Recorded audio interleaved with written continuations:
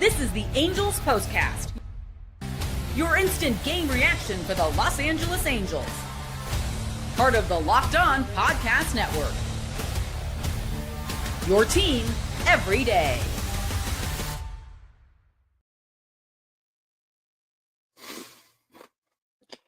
I swear I have been shaking my head for the last 15 minutes. Hello, Halo Nation. Hello, Halo hopefuls, and welcome back to the latest edition of the Locked On Angels Postcast. Coming at you live, as always, after every single Angels game, right here live on the Locked On Angels YouTube channel, and after the fact, both on the channel and wherever you get the Locked On Angels audio podcast feed. If you don't know who I am, what's going on, everybody? My name is Gavin Carlson, former credential journalist in the LA area, spent not 1, not 2, not 3, but 4 years with the Daily Bruin, and now in year 2 with the Locked On Podcast Network, where it's your team every day. Intro aside, man, I just want to cry.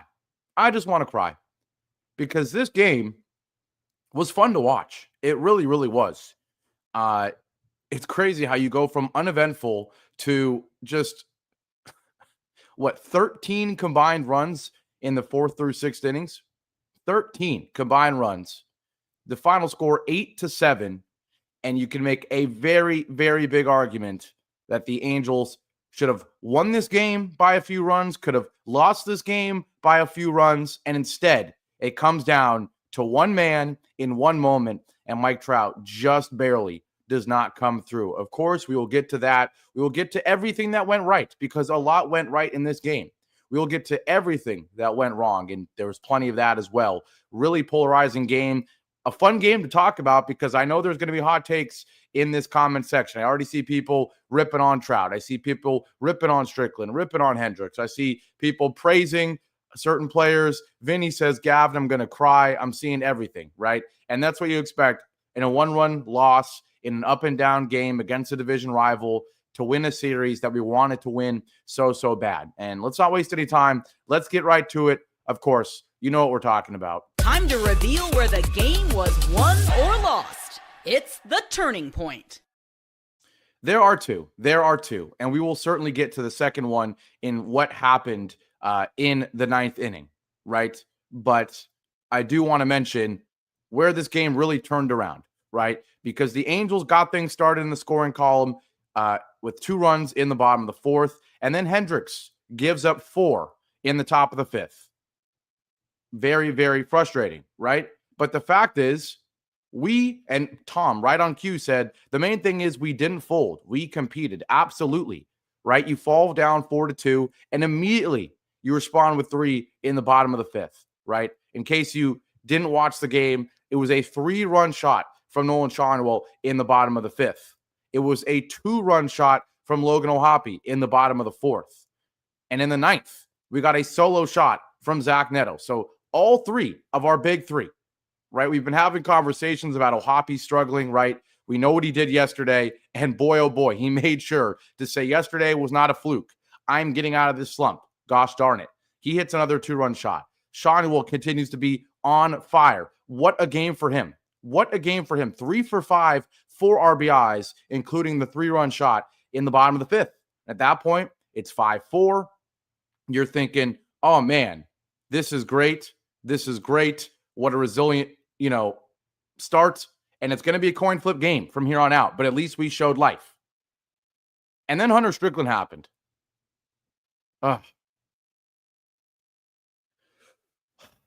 This one's annoying because Hunter Strickland has been unbelievable. The guy in 15-plus innings had not allowed a run, right? And he comes in here and quite honestly falls apart in many aspects, both with his pitches. The control was all over the place. Mentally, he was all over the place. He was getting pitch clock delays. He looked frustrated. He was yanking sliders into the opposing batter's box. Some of them so nasty that guys were still swinging at them, right? But unfortunately, he gives up 4 runs, 3 of them credited to him, 1 credited to Kyle Hendricks, who comes in immediately, goes 4-pitch walk and gets taken out in the top of the 6th inning. But that's Strickland's 6th inning there, where you give up 4 runs. That's the turning point, because you went ahead, you went behind, and you immediately went ahead again. the offense gave you 2 big innings in a row, and it gave you that comeback inning. It checked every box you needed to win the ball game, right? And so for you to blow it, it just hurts. It hurts. It hurts. And then the resilience shows from the Angels again. They pick up one in the bottom of the 7th. You're thinking, okay, is this kind of a useless run? At this point, you're getting blown out. No. I'll tell you. I'll be honest. Watching this game, if you were there, if you were watching it live, something about this team this year, man. Something about this team. I don't care if we were down a handful of runs. I was still sitting glued. And of course, I'm going to watch every game. I'm going to be sitting here watching it since I have to talk about it with you guys. But I'm going to be sitting there watching it anyways. And this was not a go do stuff in the kitchen, go do stuff, do chores while you're watching. Even down 8-5, I'm thinking there's a shot. There's 3 innings. We got to score 1 run an inning. We've already had a 2-run home run and a 3-run home run in this ball game alone. And so surely enough, bottom of the 7th, Lamont Wade with a leadoff walk, back-to-back outs. But then Rengifo singles. You got first and second with 2 outs. And Nolan Schanuel somehow, some way, takes a 1-2 fastball high, and he just finds the hole somehow. Finds the hole between the shortstop and third baseman. It's an 8-6 ball game. And this is where we get into the conversation, right? The conversation that everyone thought I would be talking about right away. Everyone thought I would start the conversation talking about what happened in the 9th inning. But no, we're starting this conversation in the bottom of the 7th. Yes, we're talking about Mike Trout. This is what you'll be talking about. Because Mike Trout is the man. He's the man. And I'm seeing comments in this section that are not correct, right? People saying he has been bad since he got moved to the 3-hole. People saying he's been bad all season. No. Trout was bad. He got hurt. He came back, and he's been hitting over 300 since he got back, right? He's been good. Now, the average is not great. The OPS is pretty decent, right? Today was one of the worst games for him all season. 0 for 5, 3 strikeouts. And what's frustrating is you look at what happens in the bottom of the 9th, and in case you didn't watch it, with a runner on second, Mike Trout comes up, he gets a 3-1 pitch, and he lines it hard. This was not a weak little blue pit, and I saw someone say it in the comment section as well, and they were correct in saying this. It's one thing if he struck out here. It's one thing if he popped up or hit a weak grounder. No. Mike Trout against Josh Hader, one of the hardest throwing arms in the majors. Mike Trout takes the 3-1 slider down away and rips it 103 exit velo. It happens to go right to center field. If that ball is, has launch angle and is over the fence, everyone's singing his praises. If that ball has reverse launch angle, it's a hard ground ball up the middle, the game is tied. We're singing his praises. If that ball finds the gap in the exact trajectory it has, Mike Trout standing on second base, and who knows if he gets hit in to win the ball game, right? So I do not want people to look at what happened in the bottom of the 9th and go, oh, there's Mike Trout not being clutch, right? But the problem is, you can say that. You couldn't say that, in my opinion, if just the bottom of the 9th happened, right? He hit the ball hard. But what he did in the bottom of the 7th, combined with unlucky, but not coming through in the bottom of the 9th, then the people who want to call out Trout for his clutch performances, they have a valid argument. Because that at bat in the bottom of the 7th, first and second, 2 outs, you just have Schanuel come through, who, by the way, another reason you can have this conversation is because there's a couple guys on this team who are now gaining the reputation for coming through in the clutch. Zach Neto has done it plenty of times. Nolan Schanuel gets it done regardless of the state of the game, but in the clutch, he gets it done. Whether it's clutch in terms of guys on base and he hits the 3-run shot, or clutch him getting the base hit here. He's had a walk-off or 2, right? Nolan Schanuel, you can call him clutch. Logan O'Hoppe, even when he has been awful, and he did blow it with the bases loaded a couple games ago, but he has had walk-off moments. He has had 3-run shots. Mike Trout, what is he known for the Angels in the last couple of years outside of being hurt and never playing and all of that? Unfortunately, not coming through in the clutch in situations like this, but even when he does hit home runs, it's not first and second and he hits the home run, right? It's a solo shot. And that's one thing I like to talk about with people about clutch in baseball. People say clutch and they just think 8th or 9th inning. Other people say clutch and they include anytime there's runners in scoring position. Other people say clutch And they say, hey, if there's a guy on first and he hits the home run versus hitting the home run with no one on base, that is still more clutch, right? In my opinion, it's both end of game with the runner in scoring position or really at any time with the runner in scoring position. That's what clutch is, right? And unfortunately, he doesn't come through in those situations. How many times have you seen Mike Trout come up with the runner on second base and have a base hit up the middle? It doesn't happen enough, right? It doesn't happen enough as someone who wants to defend him. And so it sucks. Again, if only the ninth inning happened, I'd be coming in here saying, gosh darn it, Trout did everything he should have. He hit the ball hard, and it didn't fall. But that at-bat in the bottom of the seventh, not only do you not come through, it's a bad at-bat. And I get it. They sub in Brian Abreu. He's a very good reliever. But to go 3 pitches, 3 strikes, you take 2 sliders right down the middle. 2 right down the middle. That's inexcusable. And then to take 2 sliders right down the middle and then swing at the slider so down and away, it's not, it's in the batter's box on the MLB.com picture. It just doesn't even make sense to me, right? It feels like he's in his head. He has to be in these clutch situations because he's been having good at-bats. And I will fight anybody on that. He, since he's come back, has been having good at-bats even when he hasn't come through. He's also hitting above 300, right? As Aaron says here, he has an 868 OPS since returning from the IL. He has been good. And so I don't know how. It has to be, the clutch conversation has to be getting in his head a little bit. Because I don't know how you take 2 sliders right down the middle, either of which, if he swings at and is waiting for that, you're thinking 3-run shot, Angels take the lead, right? But then to take those 2 and then swing at the slider down and away, it just, from a pitch tunnel perspective, it doesn't make sense. Sure, you may have been sitting fastball the first 2 pitches of the at-bat. Maybe you're sitting fastball and you get 2 hanging sliders and you're not ready for either of them. And then, yes, 0-2, you're in protect mode. But you've seen the tunnel. You've seen how the slider looks coming out of the hand. That ball never was in the zone, and he swung at it. That's what was frustrating. So, of course, Trout does not come through there in the bottom of the 7th, 2 on, 2 out, doesn't even have a competent at-bat. Still, the Angels show life. Zach Neto, pinch hit, comes in. We said how he was amazing against lefties last year, been struggling against them this year. Well, he came through against lefties yesterday. He came through against lefties today. Here, pinch hits, comes in, hits an 0-1 or a 1-0 sinker down the middle, and he hits an absolute bomb. Absolute bomb that makes it 8-7, and the rally continued because Nolan Schanuel was clutch against the lefty, waste no time, and oh my God, Schanuel hit the base of the wall. Oh my gosh. 380 feet before Trout lines out. What I'm not going to entertain is conversations like this.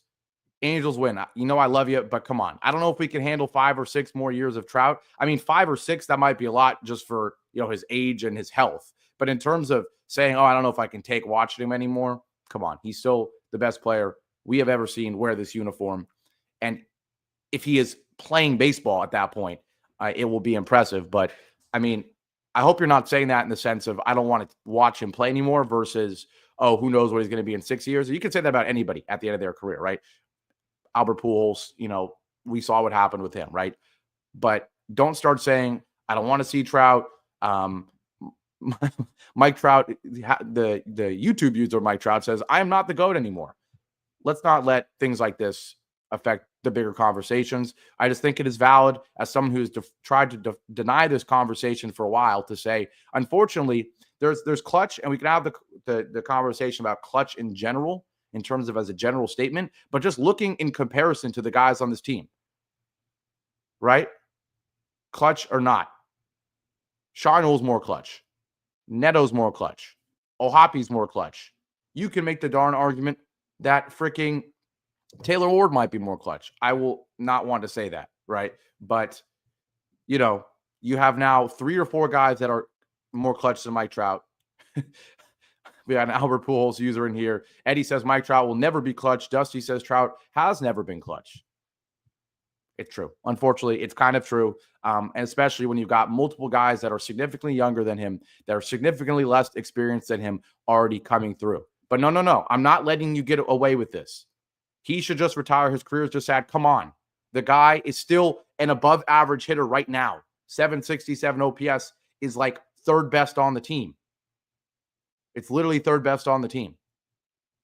So come on, or fourth best, apologies, fourth best on the team. Let's not overreact. He still had a great stretch since he's come back from the break, but it's frustrating that he did not come through tonight.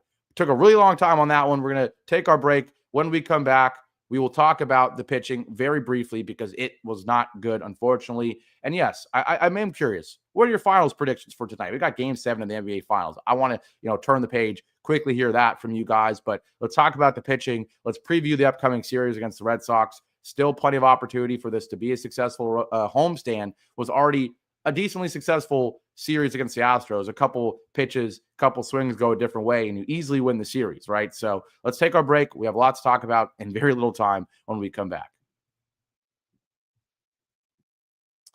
I also need to take that spray break. Give me 1 second here as well. I'm still going through it, folks. Yes, still going through it.